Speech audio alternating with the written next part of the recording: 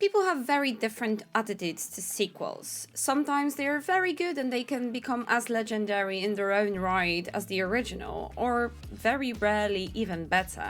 But most of the times they are either a copy of the original or just something that aspires to be as great, but then it becomes slightly worse version 2.0 of the first beloved product. Well, Pixar doesn't seem to agree with the naysayers because recently it published a new stance of the company where we are to get less of the autobiographical movies and get more mass appeal relatable things. Well, I don't know how to feel about that because Inside Out 2 proves that we can have both. It of course follows Riley and the funny emotions that we met in the first part. We have sadness, we have fear, disgust, joy.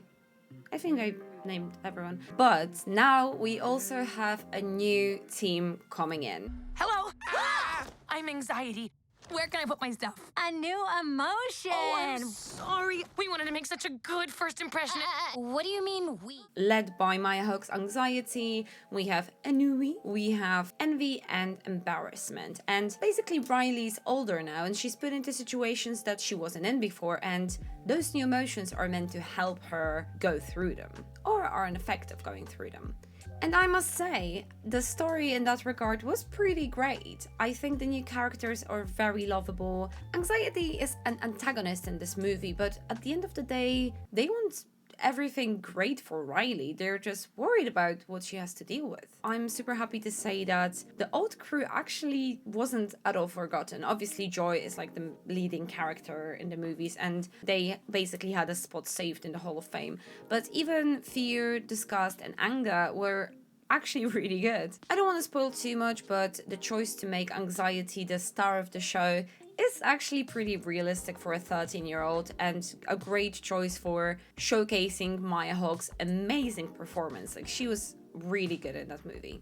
But she's not the only one there. We also have Envy, which I had the biggest problem with out of all the new characters. She was still likable. I like the character design. I really like the voice acting. IO, you are amazing. Irish treasure, truly. But she didn't feel really authentic to her name. And I know that some of the decisions regarding what emotions are gonna come in were made to accommodate for the plot of the movie, but Envy being simultaneously not very Envy-like, and also an emotion that should be in Riley's head before hitting puberty. In the sea of different emotions, different roles that they had to play, Envy was a little bit lost, and she felt like the only odd one out, so a tiny minus here for Envy. Ennui and Embarrassment felt like supporting characters, but they were so funny. Embarrassment helped a little bit, and Ennui, I don't know who figured out to first of all give them the French name, but also make them speak in a French accent. Mwah, beautiful, so funny. I think this was the source of maybe not jokes, but slight chuckles in my screening. One thing that stuck out to me especially was the end, because the middle dragged on a little bit. We ventured through the brain, so the maze, so the islands, the places we've been to before, but at the end, where Riley in the real world is going through a very upsetting situation that she was the cause of. Inside her brain, we see Anxiety panicking, and I think it was a really touching and good representation of a panic attack or anxiety attack. And in that moment, we could see all the stress that Riley was under.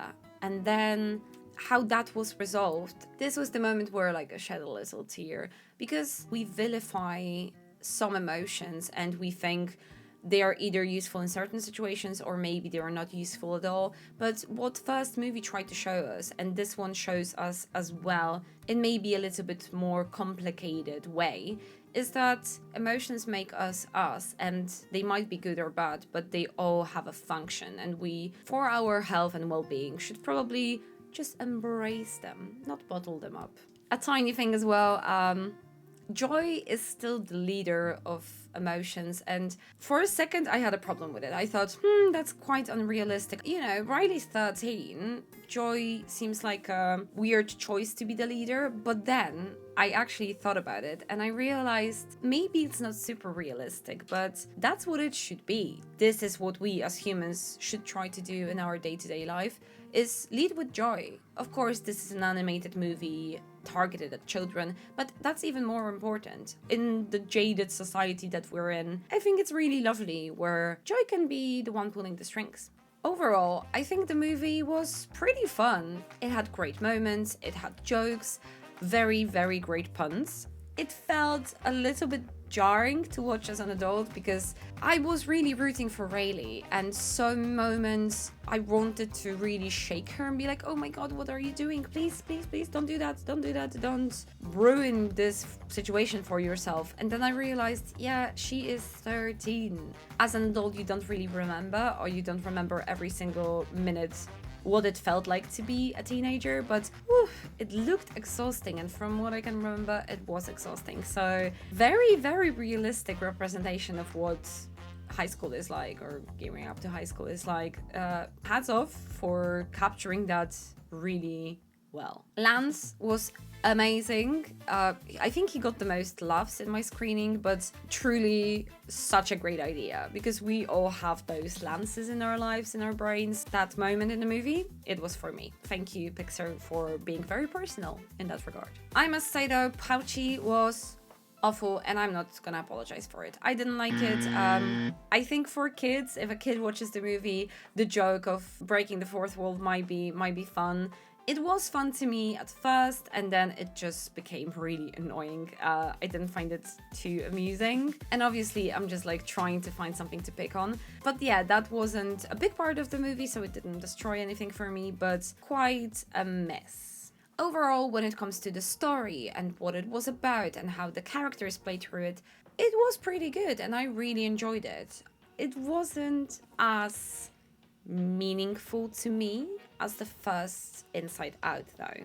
And that's absolutely fine because we connect to different things, but this is both the curse of the sequel to me and also the issue that Pixar seems to have nowadays with movies. It is definitely a safe financial choice to produce a sequel because people already know the characters, people already know the premise of the story, and well, they will go to the cinema. It might not be as safe of a critical choice because sequels always have a bit higher threshold of criticism, but it doesn't necessarily need to matter because at the end of the day, box office is king nowadays. And boy, we are looking at a big box office for Inside Out 2. I guess this is like a shout out to Pixar. Please just focus on telling good stories. Make them sequels, make them original works. I don't really care as long as they have something to say.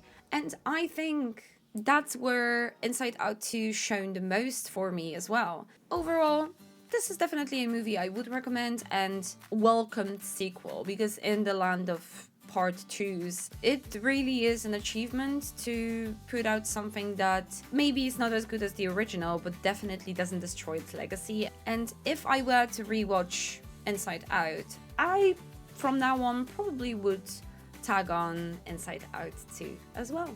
I will give it 7 pouches out of 10. Let me know what you thought, whether you liked the movie or not, whether it felt personal to you or not, and whether you enjoyed seeing the hot Pixar dad again. And I will catch you next time. See ya!